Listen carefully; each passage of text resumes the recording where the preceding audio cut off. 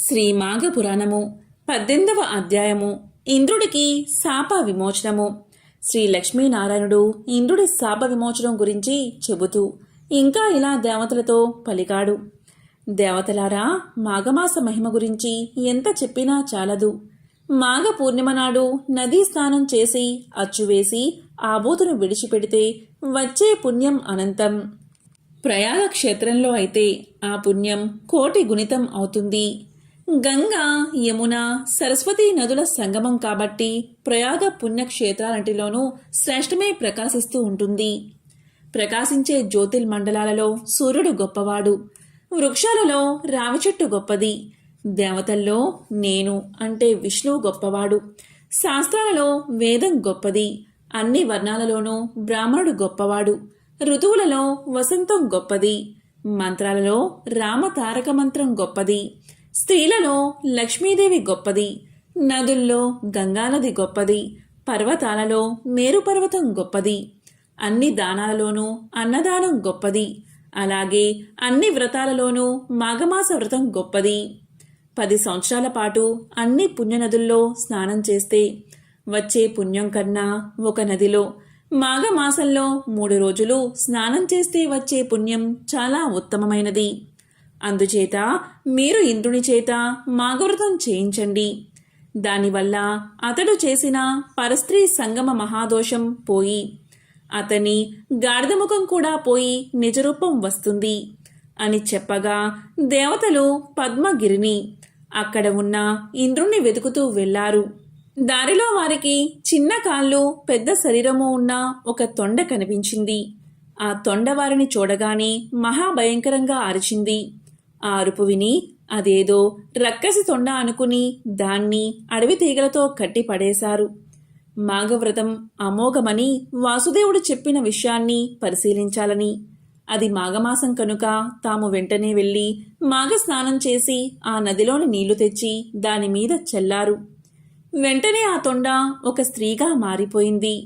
దేవతలు ఆమెను చూసి నీ వృత్తాంతమేంటో చెప్పు అని అడిగారు. అప్పుడు ఆమె ఇలా పలికింది. ఓ దేవతలారా, మీరు చల్లిన ఆ నదీ తీర్థంతో నాకు శాప విమోచనమయ్యి పూర్వరూపాన్ని పొందాను. నేను కాశ్మీర దేశంలో ఉండే ఒక బ్రాహ్మణుడి కుమార్తెను. నా పేరు సుశీల. మా తండ్రి నాకు యుక్త వయసు రాగానే మంచి పెళ్ళికొడుకును చూసి పెళ్లి చేశాడు. నా దురదృష్టం వల్ల 10 ఏళ్లు కూడా కాపురం చేయకుండానే నా భర్త రోగంతో మరణించాడు. మా తల్లిదండ్రులు నాకు కలిగిన వైదవ్యాన్ని చూసి దుఃఖాన్ని పట్టలేకపోయారు.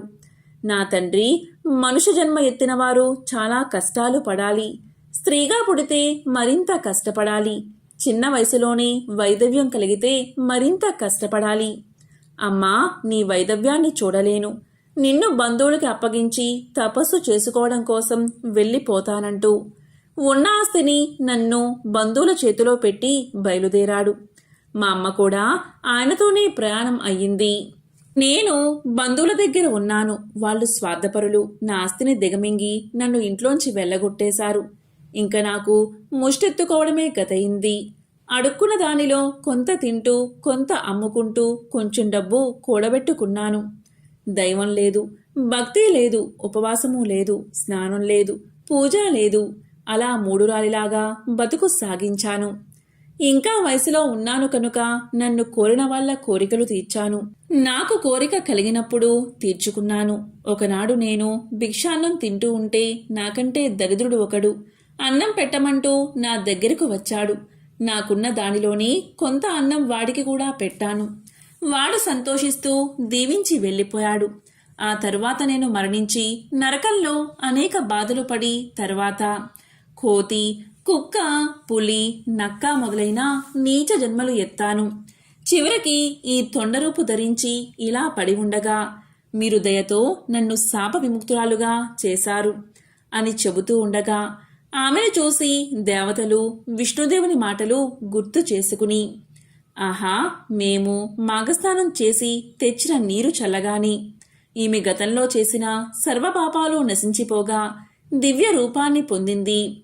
ఈమె వైకుంఠధామాన్ని చేరినా ఆశ్చర్యపోనక్కర్లేదు అని దేవతలంతా అనుకుంటూ ఉండగా ఆమె నిజంగానే శ్రీ మహావిష్ణువు నివాసమైన వైకుంఠానికి వెళ్ళిపోయింది. తరువాత దేవతలు గాడిద ముఖం కల ఇంద్రుణ్ణి చూశారు. అతడు వీరిని చూసి సిగ్గుపడి పారిపోతూ ఉండగా పట్టుకుని ఇలా పలికారు: దేవరాజా, జరిగిందేదో జరిగిపోయింది. ఎన్నాళ్ళు ఇలా దాక్కుంటావు? దీనికేదో పరిష్కారం చూడవద్దా? మేము శ్రీనివాసుణ్ణి ధ్యానించాము. ఆయన మాకు ప్రత్యక్షమై నీకు శాప విమోచనం కలిగే విధానం చెప్పాడు. ఇది మాఘమాసం కనుక ఈ మాసంలో ఈ కొండ పక్కనే ప్రవహిస్తున్న నదిలో ఈ 9 రోజులు స్నానం చేసి విష్ణు పూజ చెయ్యి. దానితో నీ పాపం పరిహారమై నీ పూర్వరూపం నీకు వస్తుంది. ఆలస్యం చేయకుండా ఆ శ్రీహరి చెప్పిన ప్రకారము చెయ్యి అంటూ అతన్ని ఒప్పించి నది దగ్గరకు తీసుకుపోయి సంకల్పం చెప్పించి ఆ 9 రోజులు క్రమం తప్పకుండా నదీ స్నానము, మాధవ ఆరాధన చేయించారు. దానితో ఇంద్రుడు శాప విముక్తుడై నిజరూపాన్ని పొంది స్వర్గలోకానికి వెళ్లి రాక్షసుల్ని జయించి రాజ్యాన్ని స్వాధీనం చేసుకుని పరిపాలిస్తూ శ్రీ లక్ష్మీనారాయణుని సేవిస్తూ సుఖంగా కాలాన్ని గడిపాడు. శ్రీ మాఘ పురాణము 18వ అధ్యాయము సంపూర్ణం.